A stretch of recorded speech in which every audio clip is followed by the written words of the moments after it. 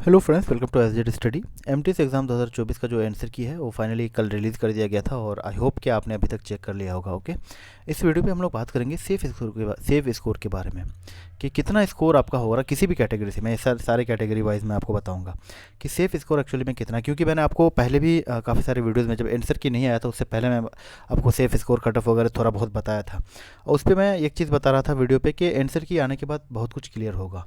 तो वो सारी चीज़ें क्लियर हुआ है बहुत हद तक। काफ़ी सारी चीज़ें चेंज हुई है और जो डेटा आया है उससे काफ़ी कुछ पता चला है अभी तक, है ना।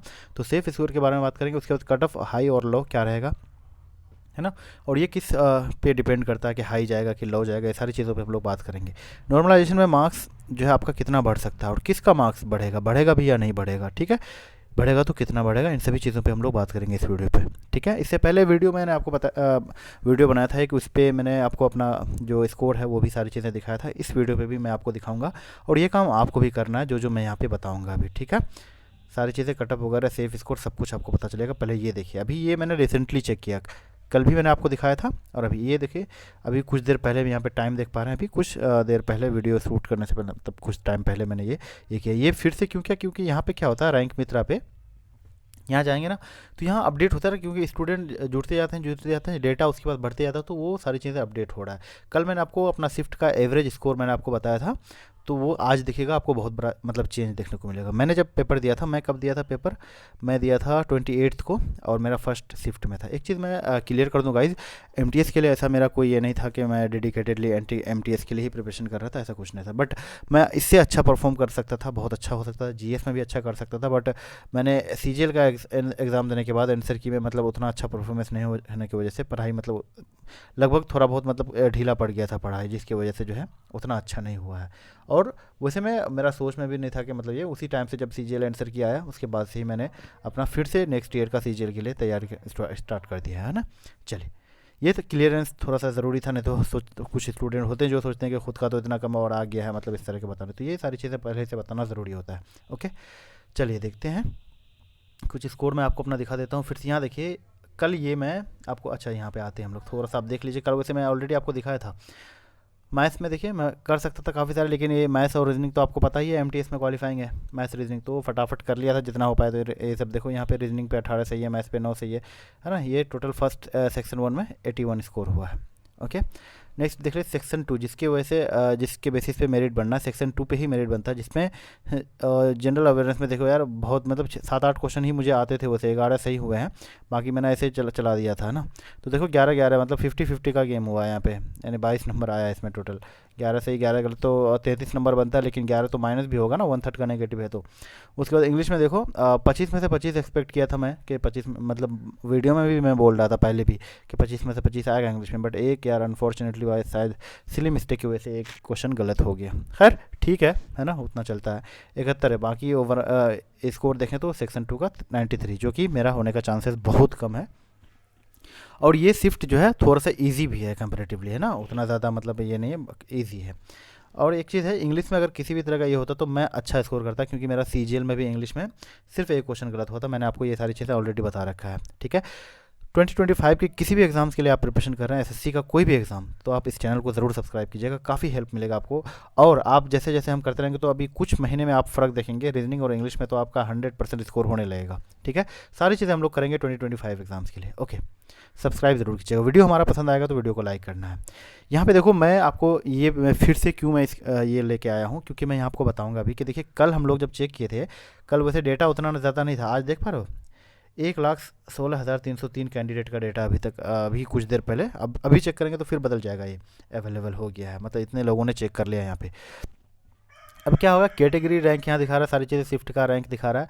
उसके बाद ये देखो, ये कल हमने चेक किया था, ये 84 था, कितना था, शिफ्ट का एवरेज मार्क्स जो है 84 था, बट अभी ये 76 हो गया है, क्योंकि डेटा मतलब स्टूडेंट बहुत ज़्यादा बढ़ गया तो ये कम हो रहा है, घट बढ़ सकता है कुछ भी। और एवरेज मार्क्स इन जनरल जो है ये 63 एवरेज मार्क्स है, और बाकी कैटेगरी एवरेज मार्क्स जो है 66, ये सारी चीज़ें। तो ये चेंजेस, अब ये मैं क्यों बता रहा हूँ, मैं आपको सारी चीज़ें बताऊँगा जब कट ऑफ ये करूँगा यहाँ पे। और एक चीज़, नॉर्मलाइज्ड मार्क्स वो नहीं दिख रहा, हालांकि नॉर्मलाइज्ड मार्क्स जो है ये सभी चीज़ों पे नॉर्मलाइज्ड मार्क्स भी दिखाता है, बट अभी शायद नहीं दिखा रहा है ना। दिखा रहा मैंने चेक किया था, यहाँ पे स्क्रीनशॉट पे नहीं आया, वो मैंने चेक किया था उसमें और कम हो गया। तो चलिए अब देखो, बात करते हैं कि यार कितना स्कोर होगा। कि मैंने पहले के वीडियोस का थोड़ा सा आपको रिकॉल कर देता हूँ, कि रिमाइंड भी कर देता हूँ। क्या है वो, 105 से लेकर के 110 तक मैंने आपको बताया था।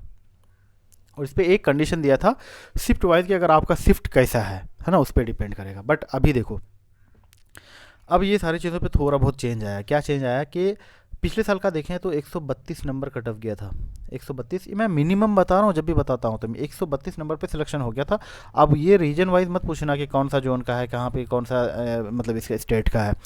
वैसे दिल्ली यूपी सब, पटना मतलब दिल्ली यूपी बिहार वेस्ट बंगाल है ना, और चंडीगढ़, ये सब का देखेंगे तो बहुत हाई का कट ऑफ रहता है। 150 से पिछले साल भी 150 से अबव चले गया था कट ऑफ कुछ स्टेट में। ठीक है, तो ये 132 में जो पिछले साल का बोल रहा हूँ, ये मिनिमम कट ऑफ था कि लास्ट जिस स्टूडेंट का सिलेक्शन हुआ तो 132 मार्क्स पे हुआ था सिलेक्शन। और पिछले साल क्या था, 1500 के अराउंड जो है 1500 वैकेंसी था, है ना। वैकेंसी कितनी थी, 1500। इस बार कितना है, लगभग इससे 6-7 गुना ज़्यादा है ना, 6-7 गुना ज़्यादा है। तो 132 पे पिछले साल सिलेक्शन हुआ, तो इस बार कितने पे होगा। आपको क्या लग रहा है कि मतलब तो घट बढ़ सकता है कि नहीं, तो बिल्कुल घटेगा, इससे कम तो जाना ही जाना है। क्योंकि यार वैकेंसी भी तो देखो, थोड़ा बहुत तो फ़र्क पड़ेगा। बट हाँ, ये कहना कि बहुत चेंज आएगा सीधा 132 से सीधा उठ के 118 120 ऐसे आ जाएगा, तो ये पॉसिबल नहीं है भाई। हाँ, एक चीज़ हम कह सकते हैं कि 132 गया तो 125 से 30 तक मान लो, 125 से 30 जो है जाएगा नॉर्मलाइज्ड स्कोर।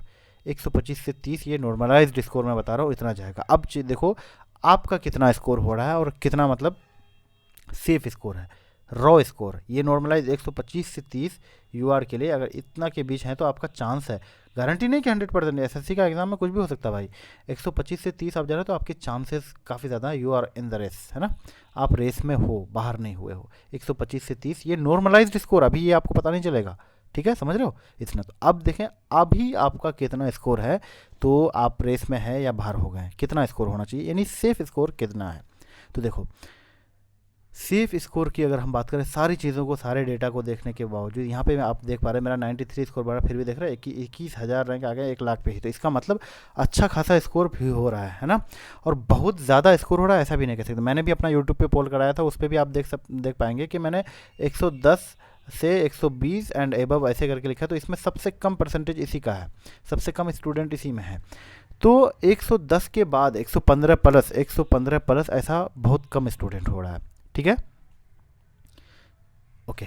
तो अब आप पूछेंगे कि फिर कितना होगा सेफ स्कोर। तो देखो मैं आपको यूआर के लिए बता दे रहा हूँ, बहुत ज़्यादा तो नहीं बताऊंगा। 115 तक, 115 के प्लस, 115 प्लस अगर आप यूआर में स्कोर कर रहे हैं।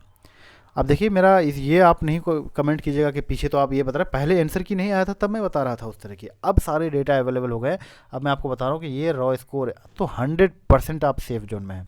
115 के अराउंड आपका अगर रॉ स्कोर बन रहा है यूआर कैटेगरी में, बाकी सारे कैटेगरीज में इससे 1-2 नंबर करके, 1-2 मार्क्स करके पीछे कर लीजिएगा, उसी तरह से होता है, आपको पता होगा ये चीज़। बट अगर आप यूआर में 115 ले के आ रहे हैं, इतना स्कोर बन रहा है, तो आप सेफ जोन में हैं। बट ये है कि कुछ कुछ शिफ्ट में बहुत आसान है, एवरेज स्कोर उनका 80 प्लस जा रहा है। कुछ कुछ शिफ्ट में ऐसे भी हैं कि 87 तक एवरेज स्कोर गया, तो यार वो सारे शिफ्ट में जो है फिर मुश्किल हो जाएगा, समझ रहे हो। वो सारे इसमें 86 90 ऐसे करके एवरेज स्कोर जाता है, उसमें थोड़ा सा हो सकता है कि चांस आपका कम हो जाए, क्योंकि आपका नॉर्मलाइजेशन में उतना स्कोर बढ़ेगा नहीं। ठीक है, तो 115 आप मान लीजिएगा। बाकी अब देखिए अगर आपका हार्ड शिफ्ट है या फिर मतलब उतना हार्ड शिफ्ट और इजी शिफ्ट कैसे पता चलेगा, आप देखना शिफ्ट का एवरेज मार्क्स और आपका मार्क्स, उसमें मैंने पहले भी पिछले वीडियो में भी बताया था कि शिफ्ट का एवरेज मार्क्स कितना है। जैसे यहाँ मेरा मार्क्स कितना है, 93 है। एक मिनट गाइस, शिफ्ट का एवरेज मार्क्स यहाँ देखो, यहाँ 76 है और मेरा 93 आया है। तो इसी तरह से आपको देखना है कि आपके शिफ्ट का एवरेज मार्क्स और इधर भी एवरेज मार्क्स, इन सभी के बीच गैप कितना है। और ये गैप अगर आपका 30 नंबर तक का जा रहा है ना, 25 से 30 नंबर तक ये गैप जा रहा, तो यार ठीक ठाक आपको नॉर्मलाइजेशन में स्कोर बढ़ेगा। अब ये कहना कि 40 नंबर बढ़ जाएगा, उतना पॉसिबल नहीं होता है। 10 नंबर 15 नंबर, यानी जितना मैक्सिमम नॉर्मलाइजेशन मिलेगा उससे थोड़ा बहुत कम करके आपको नॉर्मलाइजेशन में फ़ायदा मिलेगा, अगर आपका इतना ज़्यादा गैप रहता है तो। ठीक है, अब जाहिर सी बात सोचने वाली बात है ना कि देखो इस अगर कोई शिफ्ट का एवरेज स्कोर 55 ही गया है और आपने 100 स्कोर कर लिया, 100 प्लस, तो यार बहुत अच्छा स्कोर किए। एवरेज स्टूडेंट जो मिलाएंगे तो उसमें 55 ही स्कोर हो रहा है, बट आपने 100 प्लस स्कोर किया तो आपका स्कोर ठीक ठाक माना जाएगा, मतलब अच्छा स्कोर किया आपने। समझ में आया, ओके।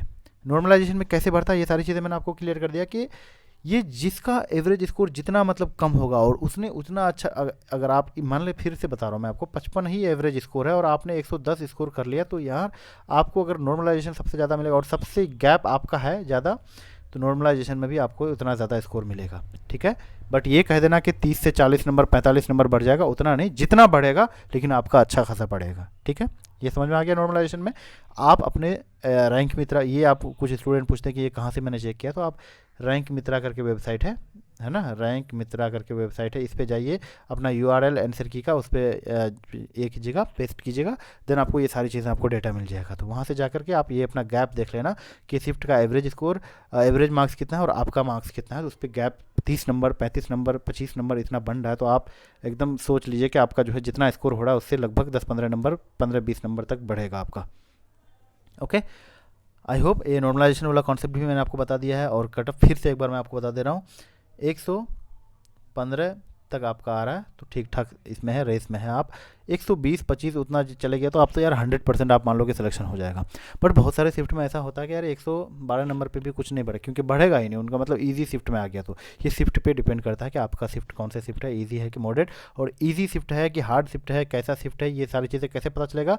आप ये देखिएगा कि आपके शिफ्ट का एवरेज मार्क्स कितना है और आपका नंबर कितना आ रहा है, उस पर गैप कितना ज़्यादा हो रहा है, वो सारी चीज़ें देख करके आपको पता चल जाएगा कि आपका शिफ्ट कौन सा है। ओके, नेक्स्ट वीडियो में लेके आऊँगा कि एक एक शिफ्ट के बारे में बताऊँगा कि कौन कौन सा शिफ्ट जो है मतलब हार्ड शिफ्ट में आया है, इजी शिफ्ट में आया, मॉडरेट। ये अभी डेटा और आएगा बहुत ज़्यादा, मतलब 2-3 लाख तक का डेटा आता है, तब फिर एक अच्छा से अंदाज़ा लगाया जाता है, पता चलता है। Okay, so guys, I hope मैंने सारे पॉइंट्स क्लियर कर दिया, सब कुछ बता दिया। फिर भी आपका कोई भी क्वेरी रह जाता है तो आप मुझे कमेंट ज़रूर कीजिएगा और अपना स्कोर ज़रूर कमेंट कीजिएगा। हो सकता है कहीं पे मैंने कुछ गड़बड़ बता दिया हो, सही नहीं हुआ हो, या फिर कुछ भी बाय मिस्टेक मैंने बोल दिया, तो आप मुझे वो भी बताइएगा कमेंट में, ताकि नेक्स्ट वीडियो में वो चीज़ें सही कर पाऊँ। ओके, सो मिलते हैं अगले वीडियो में। Thanks for watching.